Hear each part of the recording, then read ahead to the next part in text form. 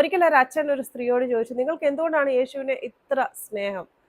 അപ്പൊ ആള് അച്ഛനോട് പറഞ്ഞു, അച്ഛൻ ഞങ്ങൾക്ക് വീട്ടിൽ 4 പേരാണ് ഞങ്ങള്. ഞാൻ 3-മത്തെ ആളാണ്. എൻ്റെ മേളിലുള്ള 2 പേരെയും എൻ്റെ അമ്മ പേൾ എന്ന് വിളിക്കുമായിരുന്നു, അല്ലെങ്കിൽ മുത്തേ എന്ന് വിളിക്കുമായിരുന്നു. പക്ഷെ എന്നെ ഒരിക്കൽ പോലും എൻ്റെ അമ്മ മുത്തേ എന്ന് വിളിച്ചിട്ടില്ല. അങ്ങനെ ഒരു സങ്കടം എൻ്റെ മനസ്സിൽ കിടന്നു. അപ്പൊ അമ്മയ്ക്ക് 4-മതായിട്ട് ഒരു കൊച്ചുണ്ടായി. അപ്പോഴെങ്കിലും അമ്മ എന്നെ മുത്തേ എന്ന് വിളിക്കുമെന്ന് ഞാൻ കരുതിയെങ്കിലും അപ്പോഴും അമ്മ എന്നെ മുത്തേ എന്ന് വിളിച്ചില്ല. അങ്ങനെ വലിയ ആ ഒരു സങ്കടവുമായിട്ട് ജീവിച്ച ആ ആള് ഒരിക്കലൊരു വലിയ അത്ഭുതം കണ്ടു. പള്ളിയിൽ ഹോളി മാസ് നടക്കുന്നതിനിടയിൽ ഓൾട്ടറിൽ യേശു അവിടെ നിൽക്കുന്നതായിട്ടാണ് ആ സ്ത്രീ കണ്ടത്.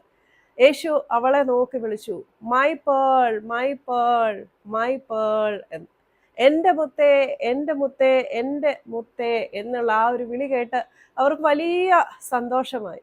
ആരും കണ്ടില്ല എങ്കിലും തന്നെ മാത്രം വിളിച്ച ആ ഒരു വിളി, ആ ഒരു ഹൃദയത്തിന്റെ വേദന മനസ്സിലാക്കിക്കൊണ്ടുള്ള വിളിയായിരുന്നു എന്നത് അവർക്ക് നിശ്ചയമായിരുന്നു. യേശു മൈ പേൾ എന്ന് വിളിച്ചിട്ടും ആ സ്ത്രീയുടെ മനസ്സിൽ പിന്നെയും വിങ്ങിയ ഒരു മുറിവുണ്ടായിരുന്നു. എന്തുകൊണ്ട് എൻ്റെ അമ്മ എന്നെ മുത്തേ എന്ന് വിളിച്ചില്ല?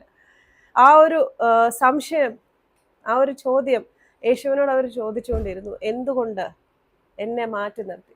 എന്നെ വളരെയധികം അത്ഭുതപ്പെടുത്തിക്കൊണ്ടാണ് ഞാൻ ഇതിന്റെ ബാക്കി കേട്ടത്. യേശു ആ സ്ത്രീക്ക് ഒരു വാക്യം വെളിപ്പെടുത്തി കൊടുത്തു. യോഹന്നാന്റെ സുവിശേഷം 15-ാമത്തെ അധ്യായം 19-ാമത്തെ വാക്യം. നീ ലോകത്തിൻ്റെതായിരുന്നുവെങ്കിൽ ലോകം അതിൻ്റെതിനെ സ്നേഹിക്കുമായിരുന്നു. നീ ലോകത്തിൻ്റെതല്ല, മറിച്ച് ഞാൻ നിന്നെ തെരഞ്ഞെടുത്തത് കൊണ്ട് ലോകം നിന്നെ ദ്വേഷിക്കും.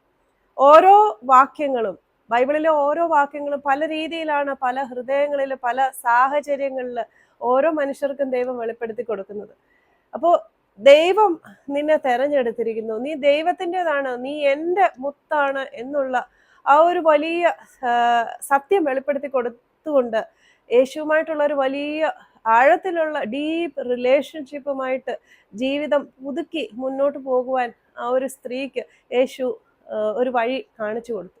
എന്നെ കേൾക്കുന്ന നിങ്ങളിൽ പലർക്കും കാണും ലോകം നൽകിയ മുറിവുകൾ, മറ്റുള്ളവര് തിരസ്കരിച്ചും തള്ളിക്കളഞ്ഞും ഒരു പരിഗണനയും ഒക്കെ നൽകാതെ നമ്മുടെ ഹൃദയത്തിലൊക്കെ ആഴത്തിൽ വലിയ മുറിവ് ഏൽപ്പിക്കുമ്പോൾ ഓർക്കുക, നിങ്ങളെ ദൈവം തെരഞ്ഞെടുത്തിരിക്കുന്നു. നിങ്ങളെ ദൈവം തെരഞ്ഞെടുത്തിട്ടുണ്ടെങ്കിൽ നിങ്ങൾ ലോകത്തിന്റെ ദ്വേഷം ഏറ്റേ മതിയാകത്തുള്ളൂ.